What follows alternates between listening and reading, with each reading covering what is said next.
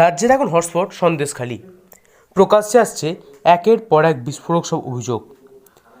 শেখ শাহজাহান দিয়ে যে অধ্যায়ের সূচনা হয়েছিল তাতে নাম জুড়েছে আরও বড় মাতব্বরদের। শিবু হাজরা সন্দেশখালি 2-এর ব্লক সভাপতির বিরুদ্ধে এসেছে এক গুচ্ছ অভিযোগ। শাহজাহান উত্তম সর্দারের বিরুদ্ধে যা যা অভিযোগ সামনে আনছেন গ্রামের মহিলারা তা শিউরে উঠবার মতো।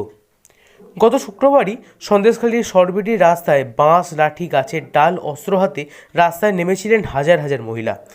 সেখানে সাংবাদিকদের সামনে বিস্ফোরক সব অভিযোগ করেছিলেন। এক মহিলা প্রকাশ্যে বলেছিলেন, শিবু হাঁসদা, উত্তম সর্দাররা রাতে মা বোনেদের বাড়ি থেকে তুলে নিয়ে যাচ্ছে। আরেক বয়স্ক মহিলা বলেন, শিবু হাঁসদা, উত্তম সর্দার সব মিলে আমাদের দেওয়ালে পিঠ ঠেকিয়েছে। বাইরে থেকে লোক ঢোকায় ঘরে, রাত 10:30টার সময় আমাদের উঠিয়ে আনতো। একজন বলেন, এমনও হয়েছে গ্রামে বাঁধ নির্মাণের নামে আমাদের কাছ থেকে টাকা তোলা হয়েছে। এই টাকা তো আমাদের দেওয়ার কথা নয়, আমাদের তো জীবনের ভয় আছে ওর মতো নেতাদের হাতে মার খেয়ে মরার। তাই খাওয়ার থেকে না খেয়ে পেটে গামছা বেঁধে টাকা দিয়ে দিই, না হলে তো রাত বিরেতে লোক ঘর ঢুকে যাবে, তুলে নিয়ে যাবে, আমাদের বাড়ির বেটা ছেলেগুলোকে মেরে দেবে, শেষ করে দেবে।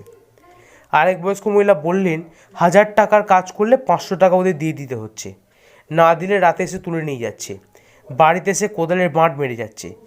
বাইরের দাদারা এসে যেন আমাদের গ্রামের বাসিন্দা না হয়।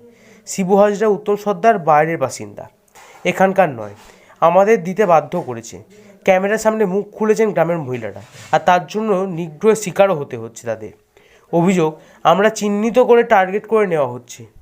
উত্তম সর্দারের অনুগামীরা এরকমই এক আন্দোলনকারী মহিলার বাড়িতে ঢুকে মারধর করেছে বলে অভিযোগ।